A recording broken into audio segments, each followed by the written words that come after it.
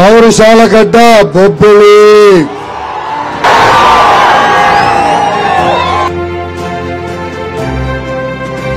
ఈ లోకేష్ తగ్గేదే లేదు. జగన్ బాములకే భయపడే కుటుంబం మాది.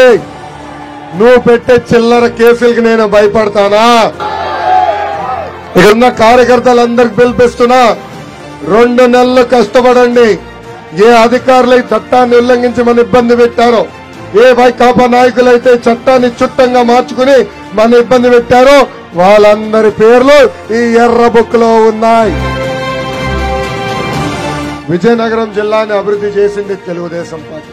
ప్రజలందరూ ఒక్కసారి ఆలోచించాలి.